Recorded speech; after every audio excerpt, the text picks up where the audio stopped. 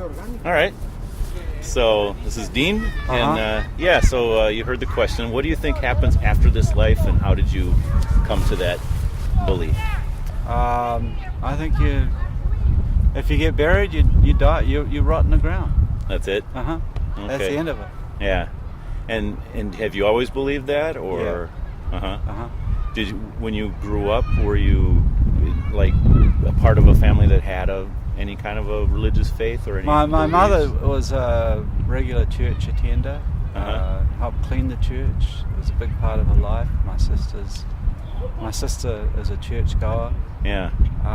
Are you talking Catholic church or? No, they're Protestants. Okay. But I never have. Yeah. Sounds like you're from where? Ireland? New Zealand. New Zealand. So the church was there in New Zealand? Oh yeah. What kind of a church was that? Well, this is, New Zealand was a colonial possession of Britain. Yeah. So it's the Church of England. Okay. That's the Anglicans. Which here I think is Episcopalian or something. Episcopalian, although there's some sort of rift there's some sort of a split between them, but that's what it translates. It's the American version. Right, exactly, right. And was there anything about so was there a certain time when like a certain age where you knew that, hey, I just don't believe this? Well, I think kids go through that phase where they wonder about religion and all of that sort of stuff, and I did too. Yeah. I grew up in the 70s, and that was a hell of a time. Yeah. And I think I came to the conclusion that if there was a God, why is there so much horribleness? Yeah. Even today, there's people. Well, it's not getting any better. Starving and. Yeah. So I think that there is a solution to this, but I think it lies in humanity. Yeah. Not in any supernatural. So you would say you pretty much would say there is no God? Like I'm an atheist. You're an atheist, so yeah. So, what do you think? Well, no, let me take that back. Sure. I'm a non-believer. Yeah. There's different sorts of atheists. I would say. The reason that I don't like that term atheist is because there are some people who are like radical atheists that think that anybody who believes is stupid or something. Yeah, they look down. I don't like that stuff. Right. It's not something we can be sure about. So. Well, I'm pretty convinced, but I don't like their attitude that people who believe something different to them are stupid. Yeah. I'm for. This is a question that you can't debate back and forth. I don't think you can debate it back and forth. I'm for civil debate. Sure. And I'm political, and I think that there isn't enough political debate. Yeah. Civil debate. Yeah. In this society right now, there's got to be more. Yeah. I'll tell you why I'm doing the video is because I'm a Christian. I go to a church nearby. I'm trying to convince church people that we should have this sort of civil debate or conversation that we can actually talk about it without arguing, and so I want to encourage more of that. So I appreciate your wanting the same thing, right? So, but what do you think would it take to actually believe God does exist? I guess I don't think you can debate that. It's you believe it or you don't. Yeah. Because of if there was a God, this entity must be extremely cruel. Cruel? Yeah. Yeah. Look at what's happening in the Middle East right now. The world that was put together. I'm a socialist. I think the world that was put together by the imperialists after the war, with the connivance of Stalin and his ilk, it's falling apart. It's unraveling. The United States believed that they won the Cold War. The rulers of the United States believed that they won the Cold War. They didn't. They lost it.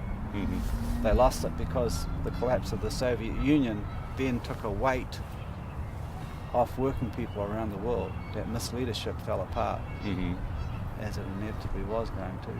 And so they had frozen working people out of politics. Now working people have a chance to be part of politics, and that's what the Kurds are doing, trying to grab a homeland, which they should have a homeland. Yeah.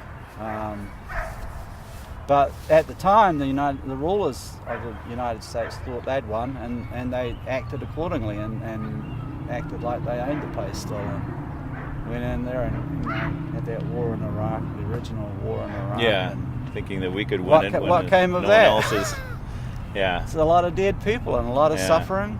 I'm in favour of worldwide revolution, a socialist revolution like they had in Cuba. Yeah. I think what happened in Cuba was great. Yeah. And I encourage people to go there and see for themselves. Yeah. Because as I say, I think the solution is in the hands of humanity. That is the working class. Do you feel like humanity is basically good, or absolutely basically good?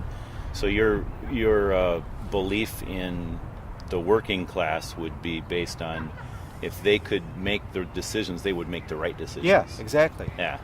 Just from all sorts of point of view.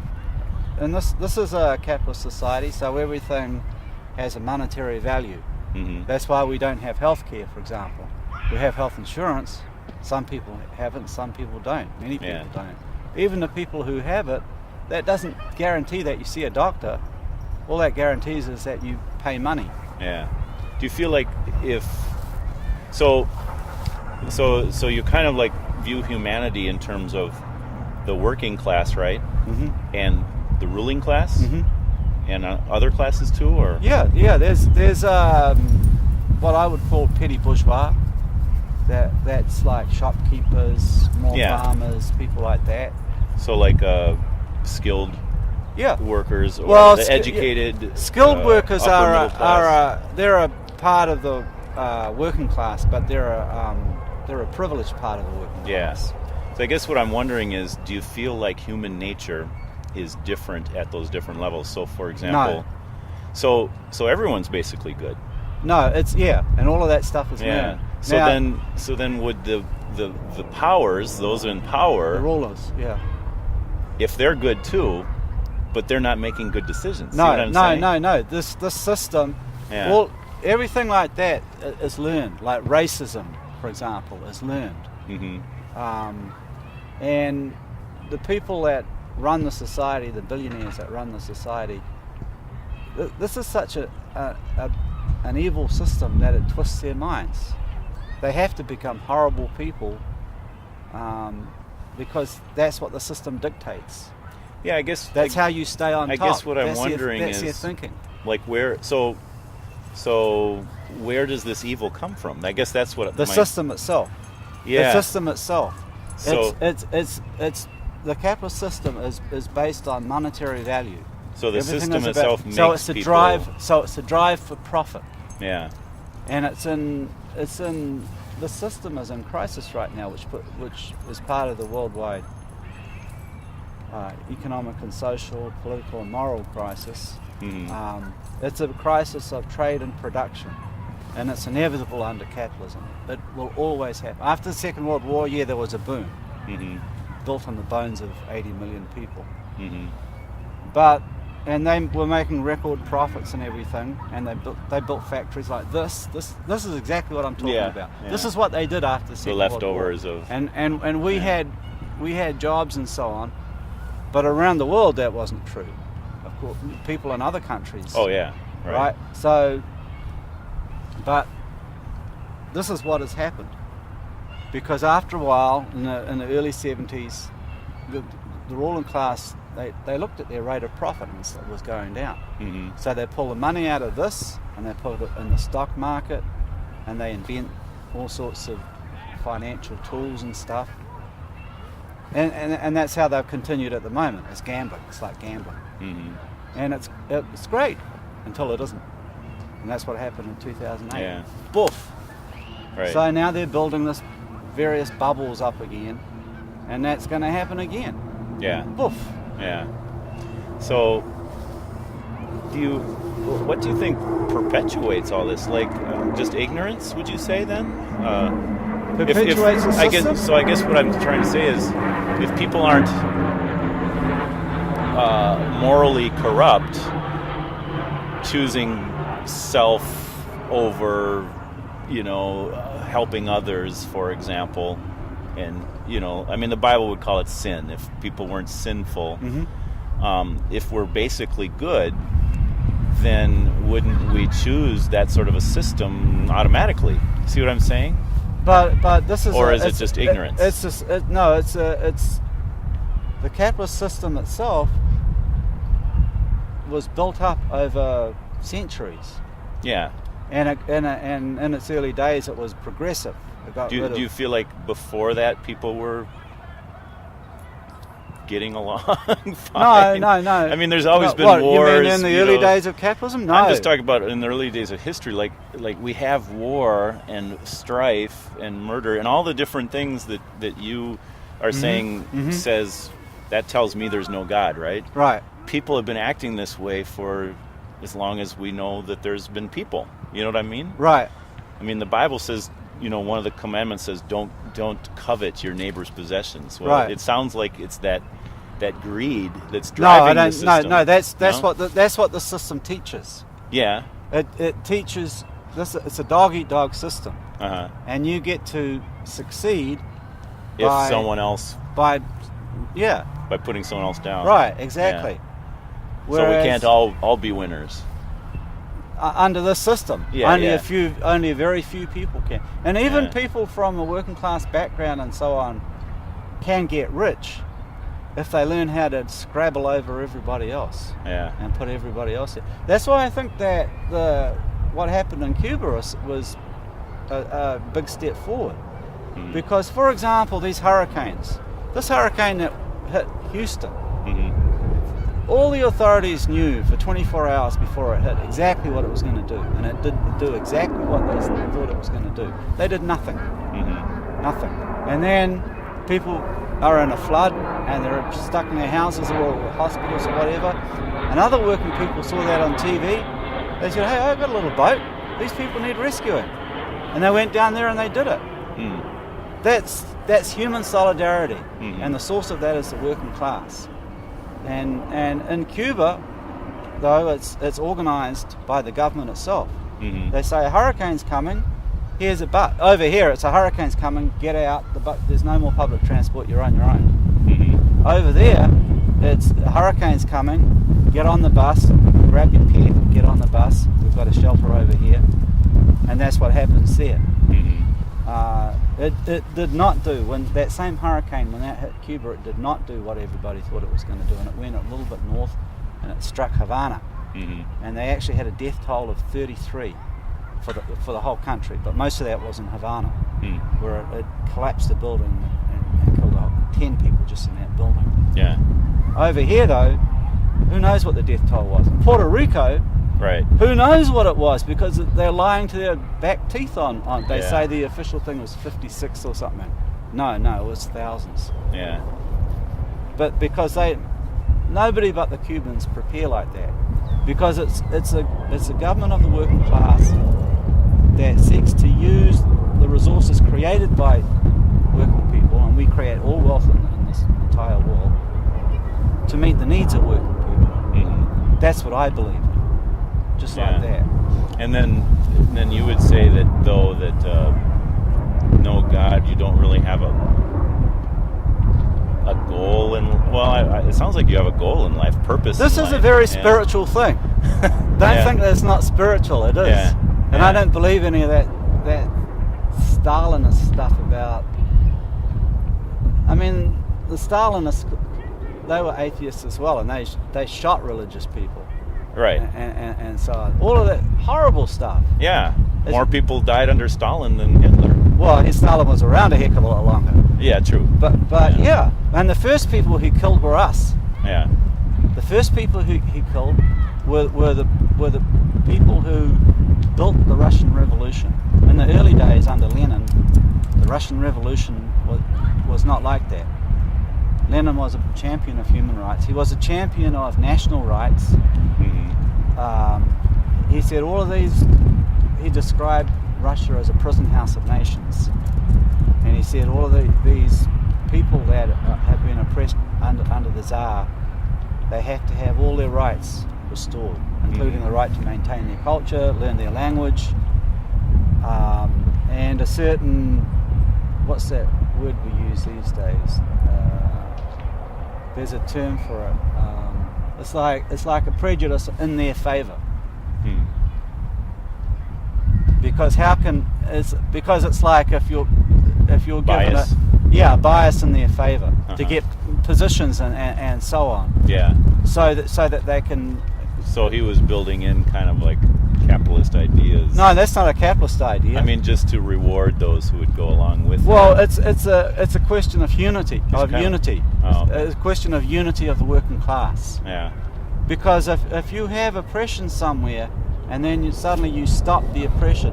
That's what happened in the United States. Take the oppression of African Americans, and then you pass a law and say, no, that can't happen anymore. Well, for 4 centuries, they've been walking with a sack on their back weighing 800 pounds, and everybody else has been walking with a pack on their back with 200 pounds. Yeah. Now you just say, everybody take their packs off, now we're all even. Yeah. Well, no. Right.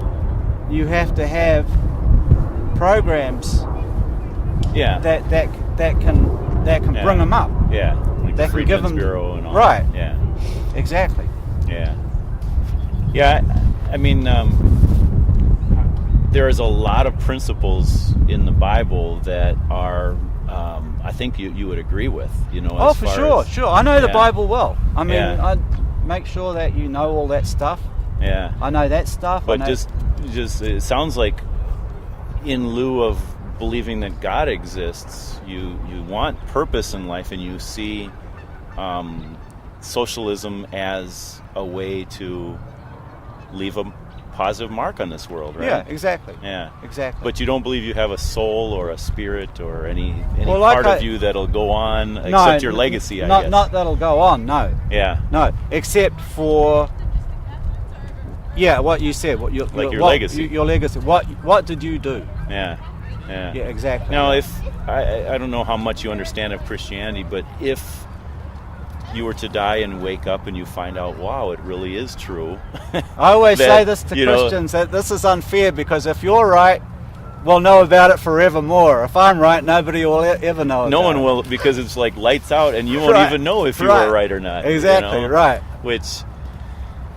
Yeah, and I try to be open to... But if it happened, then it happens, and I say, I boo-booed there. Would you be a good person? Like, how would you do standing before the God as you know it, God's judgment throne? It sounds like you have some background in the Bible, so like from what you know of the Bible, not necessarily what you believe, but what you know, the Bible teaches anyway, how would you do? If you're standing before God? I'd say I did what I did.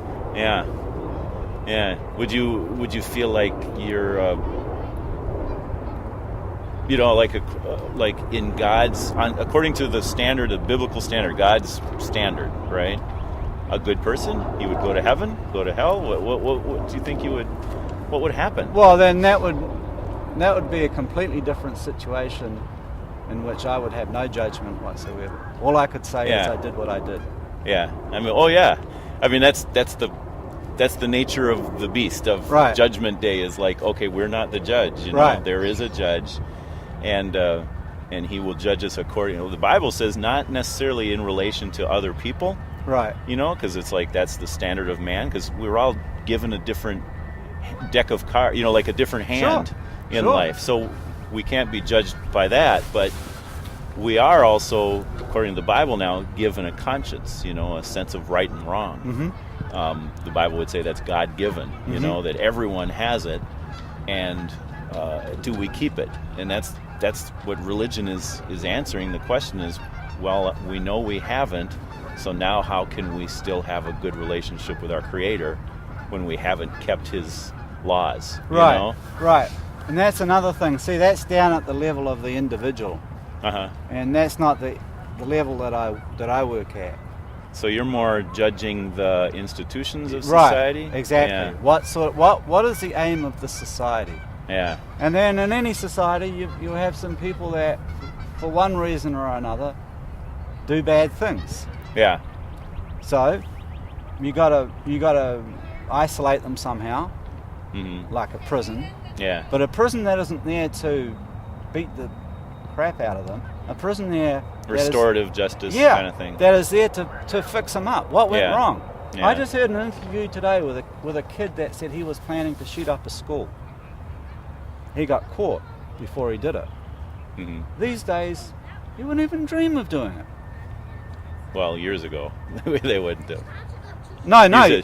These days, yeah, people do it all the time. I mean, no. This kid, he was planning to shoot up a school. He got caught. He went through. He learnt about what his disease was. He had a mental disease. Oh, so he's talking about years ago. He was right. I see. Right. Yeah. And now he wouldn't even dream of doing that. Yeah. There's there's a thing about young and stupid. You make a lot of mistakes when you're growing up. And say a lot of things you probably shouldn't. Right. Yeah. I'm so glad that Facebook and stuff didn't exist when I was a kid. Yeah. But that's a phase that people go through, especially young guys. Yeah. Well, I hope you. I don't know what your impression of Christians is, or especially those who, like Billy Graham just died. Yeah. People that proclaim the gospel. For me, for example, it's like this is something I can't keep quiet about. It's probably how you feel about socialism. Right. It's like this. It's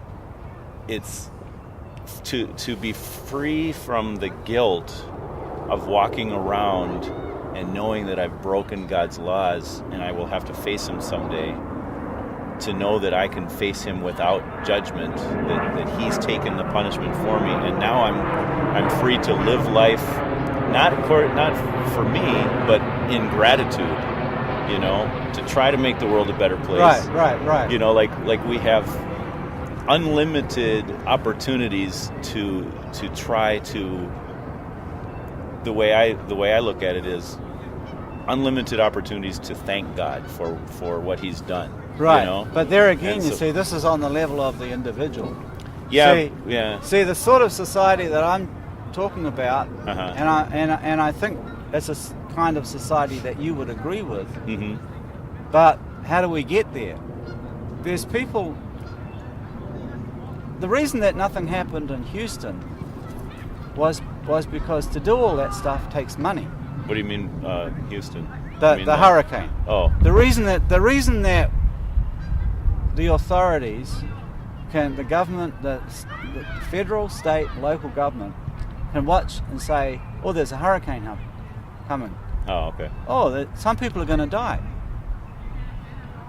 They don't do anything. Why? Because there's a price tag attached. Where's that money going to come from? Yeah. They're not going to spend it. In fact, they look at it as the people who ran factories like this and so the modern day equivalent. They say, "Oh, there's a hurricane coming. There's a lot of stuff going to get destroyed. There's a lot of people going to die. Yeah. How can we make money out of this?" I guess one of the ways I would look at things is not so much where is God? Look at all the horrible things that are happening. Therefore, God doesn't exist. It would be more like, who is man? And I'm one of them. And where is our heart? Because we're the ones who cause these things to happen. And what would this world be like if we actually did follow God's laws? For example, the Ten Commandments. But that's the thing. That's not going to happen while these guys are making billions of dollars. Well, yeah. Out of this system. And I think, there's just the history of... We have to overthrow that power. Yeah. It's not you can't...